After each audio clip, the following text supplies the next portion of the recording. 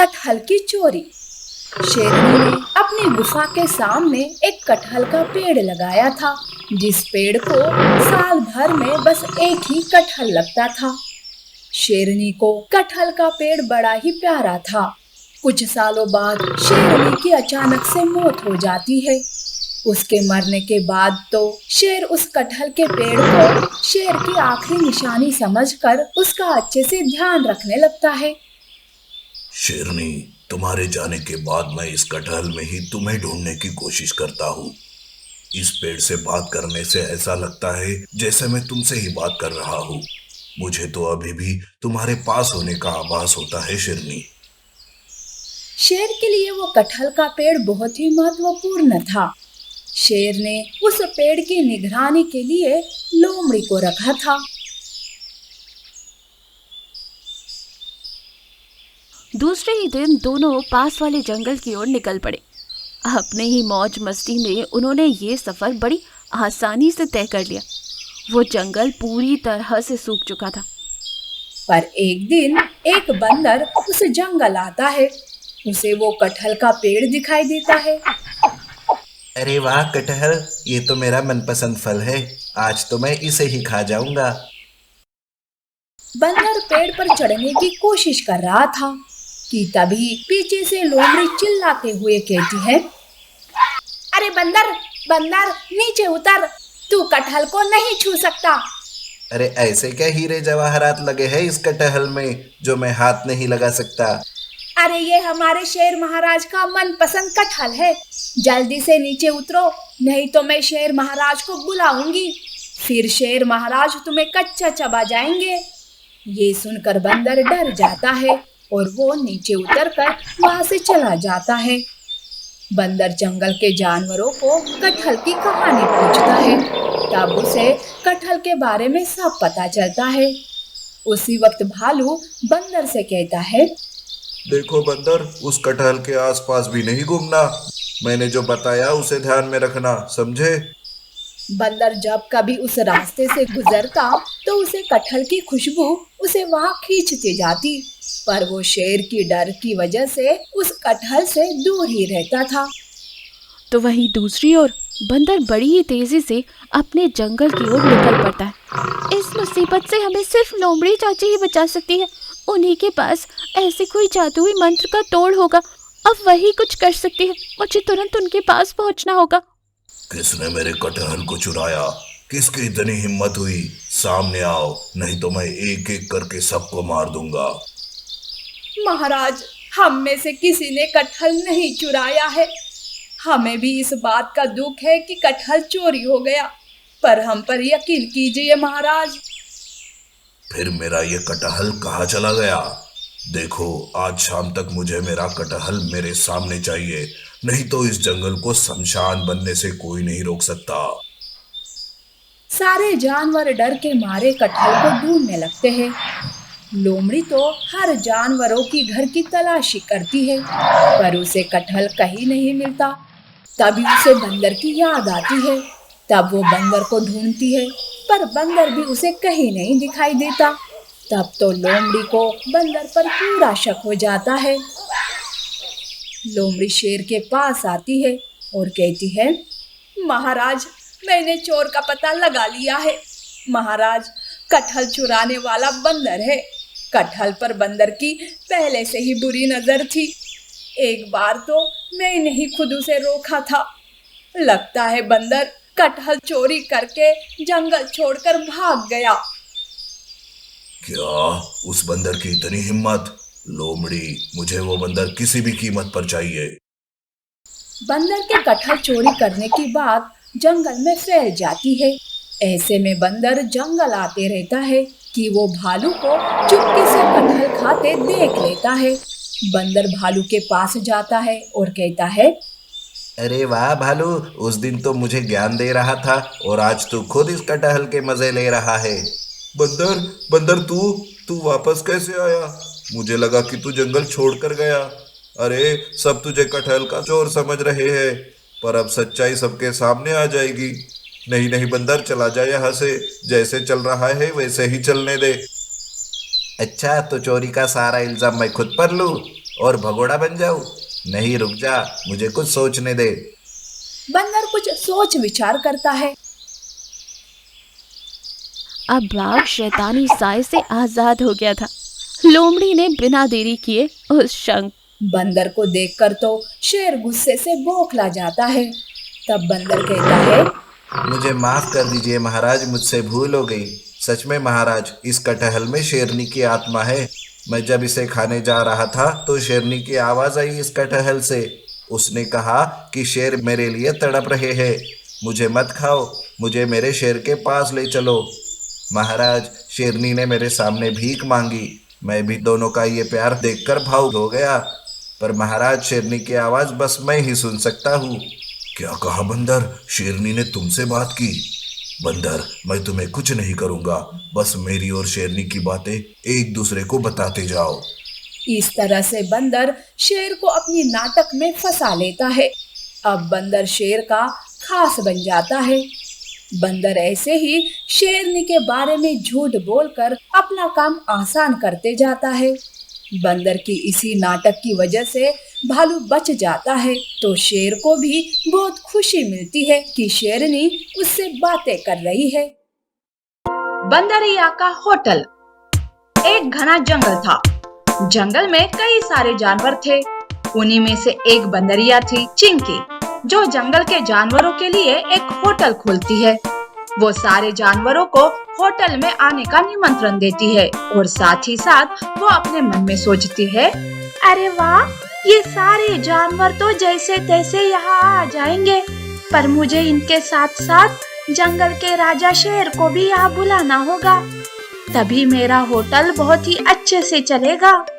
यूँ सोचकर चिंकी राजा शेर के पास जाती है। प्रणाम महाराज, मैं इस जंगल में एक होटल खोल रही हूँ और मैं चाहती हूँ कि आप मेरे होटल पर जरूर आए। क्या तुमने जंगल में होटल खोला है? अरे वाह, क्या बात है। ठीक है, तुम जाओ, वक्त मिला तो मैं जरूर आ जाऊंगा। अगले दिन चिंकी तरह तरह के भोजन बनाती है। उस जंगल के सारे जानवर चिंकी के बनाए भोजन को मजे लेकर खाते हैं। तब लोमड़ी चिंकी से कहती है, तुम्हारे होटल में तो भोजन बहुत ही स्वादिष्ट है। सच में तुम्हारे हाथों में तो जादू है, जादू। इतना स्वादिष्ट भोजन मैंने पहले कभी नहीं खाया। अब से मैं कहीं और भोजन के लिए जाऊंगी ही नहीं, बस तुम्हारे होटल पर ही आऊंगी। लोमड़ी चिंकी को कुछ इनाम देती है और वहाँ से चली जाती है। खरगोश और भालू को भी भोजन बहुत ही पसंद आता है। भालू चिंकी से कहता है, सच है चिंकी, तुम्हारे हाथ का भोजन तो बहुत ही स्वादिष्ट है। इतना स्वादिष्ट भोजन बनाना कहाँ से सीखा तुमने? ये कहकर भालू और खरगोश भी चिंकी को इनाम देते हैं। सब उसकी तारीफ कर रहे थे, पर चिंकी के चेहरे पर थोड़ी सी भी खुशी नहीं थी। वो राजा शेर का इंतजार कर रही थी। ये देख खरगोश चिंकी से कहता है, क्या बात है दोस्त, तुम बिल्कुल भी खुश नहीं लग रही हो। किसी का इंतजार कर रहे हो क्या? मैंने राजा शेर को बुलाया था। राजा शेर आते तो बात कुछ और ही होती। मैं उन्हीं का इंतजार कर रही हूँ। अच्छा, ये बात है, मैं उसी ओर जा रहा हूँ। मैं महाराज को बता दूंगा कि तुम उनका इंतजार कर रही हो। ये कहकर खरगोश वहाँ से निकलता है कि रास्ते में खरगोश को शेर दिखाई देता है। प्रणाम महाराज। महाराज, चिंकी आपका इंतजार कर रही है। उसने अपने होटल में बहुत ही स्वादिष्ट भोजन बनाया है, आपको वहाँ जाना चाहिए। ठीक है, मैं अभी जाता हूँ। खरगोश वहाँ से चला जाता है। इधर शेर शिकार किया हुआ भोजन पेट भर के खा लेता है और थोड़ी देर आराम के बाद चिंकी के पास जाता है। शेर को होटल पर आया देख चिंकी खुशी से झूम उठती है और राजा का अच्छे से स्वागत करती है। वो शेर के लिए तरह तरह के भोजन परोसती है, पर शेर का पेट तो भरा हुआ था। वो खाए भी तो कैसे, वो ज्यादा कुछ खा नहीं पाता। तभी वह खड़ा हाथी चिंकी से कहता है, चिंकी, तुम्हारे हाथ से बना भोजन तो बहुत ही स्वादिष्ट है। मैंने इतना स्वादिष्ट भोजन पहले कभी नहीं खाया। हाथी की ये बात सुनकर शेर जोर जोर से हंसता है और कहता है, अरे लगता है तुम लोग तो पागल हो गए हो, जो इस बकवास भोजन को स्वादिष्ट का नाम दे रहे हो। मुझे तो ये भोजन बिल्कुल भी अच्छा नहीं लगा। ये कहकर शेर वहाँ से चला जाता है। चिंकी उदास होती है। तब हाथी चिंकी से कहता है, दोस्त उदास मत हो, देखना एक ना एक दिन महाराज तुम्हारे भोजन की तारीफ करेंगे। ये कहकर हाथी भी वहाँ से चला जाता है। एक दिन शेर को कहीं भी भोजन नहीं मिलता। वो बहुत भूखा था। वो चिंकी के होटल पर आता है। चिंकी शेर को देखकर खुश हो जाती है।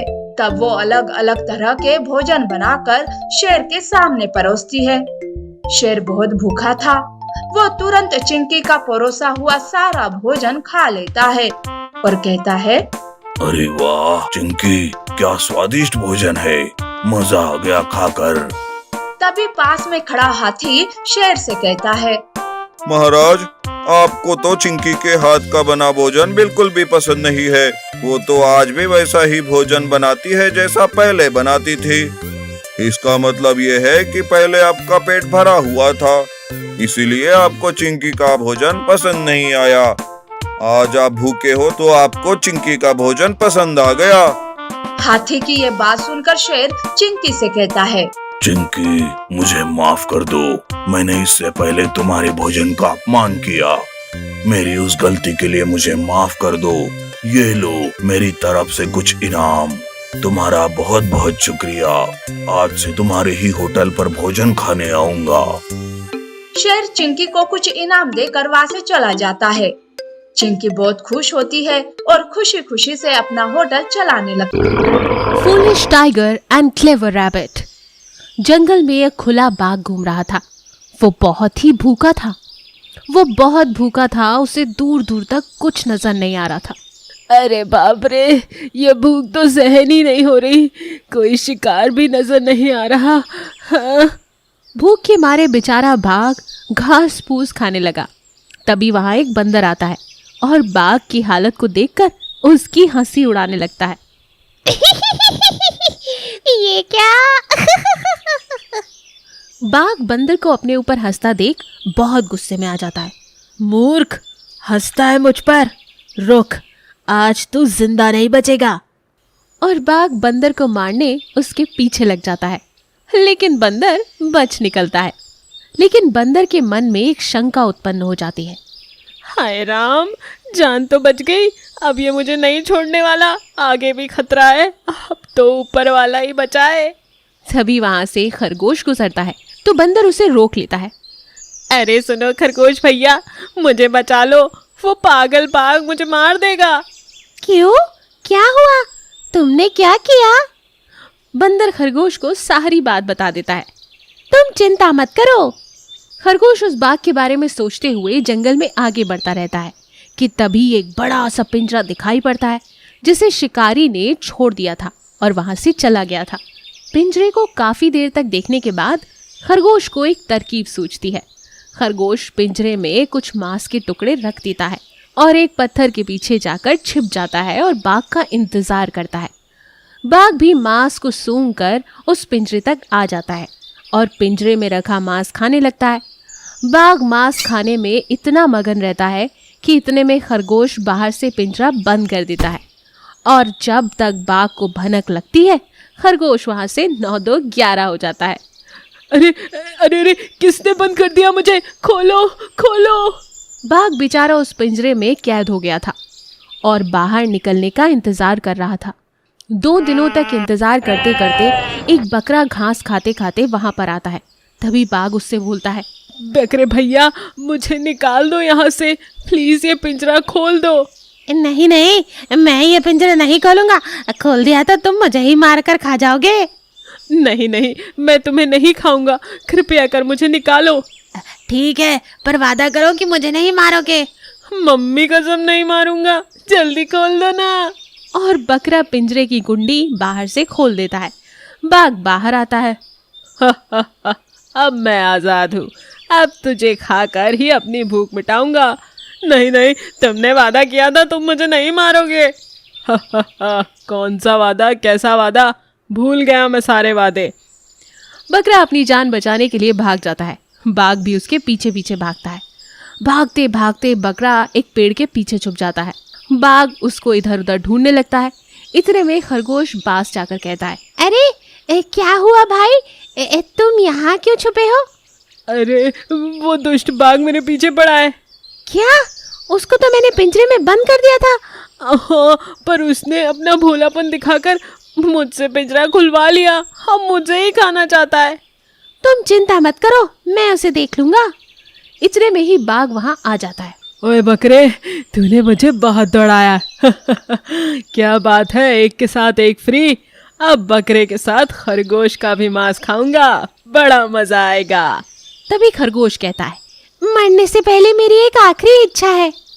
जल्दी बोल, मेरे पास इतना वक्त नहीं है, भूख के मारे मैं तड़प रहा हूँ। जिस पिंजरे में आप कैद थे वो मेरा ही है। मैं अपने परिवार के साथ उसमें रहता था। उस पिंजरे में मेरी बहुत यादें जुड़ी हैं। अब मेरा परिवार नहीं रहा तो मैं उसी में मरना चाहता हूँ। अच्छा चलो, ये इच्छा भी मैं तुम्हारी पूरी करूँगा। उसी के बाद मैं अपनी पेट पूजा करूँगा। चलो दोनों। खरगोश और बकरा दोनों ही बाघ के साथ उस पिंजरे के पास पहुंच जाते हैं। तभी बाघ बोलता है, चल अब जल्दी से पिंजरे में जा। आप हमसे बड़े हैं, मैं चाहता हूँ आपके शुभ कदम ही इस घर में पहले पड़े, तो मरने के बाद मेरी आत्मा को शांति मिलेगी। बाघ अपनी तारीफ सुनकर गदगद हो जाता है और खुद पहले उस पिंजरे में चला जाता है।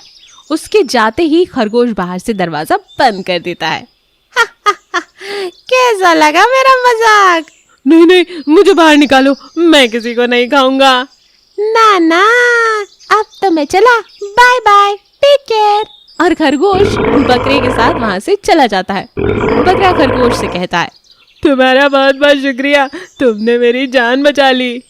सिर्फ ताकत से कुछ नहीं होता दोस्त, अगर बुद्धि हो तो छोटा जीव भी बड़े जीव को परास्त कर सकता है, समझे? लोमड़ी की चुगली। एक घना जंगल था। जंगल में एक बहुत बड़ा शेर था। एक दिन शेर भोजन की तलाश में इधर उधर घूम रहा था। तभी वो थक कर एक पेड़ के नीचे बैठ जाता है। उसी पेड़ के ऊपर एक बंदर रहता था। बंदर शेर को देखकर नीचे उतरता है और शेर से पूछता है, अरे महाराज, आप कुछ परेशान और कमजोर दिखाई दे रहे हैं। हाँ, मुझे भूख लग रही है और कहीं भी भोजन नहीं मिल रहा। मैं भोजन की तलाश में घूम घूम कर थक चुका हूँ। महाराज, मेरे पास कुछ फल है, अगर आप खाना चाहो तो मैं आपके लिए लेकर आ सकता हूँ। हाँ जाओ जाओ, मुझे आज बहुत भूख लग रही है, फल ही खाकर अपना पेट भरूंगा। बंदर शेर को फल लाकर देता है। शेर फल खाकर बंदर का शुक्रिया अदा करता है। तुम्हारा बहुत बहुत शुक्रिया, तुमने मेरी भूख मिटा दी।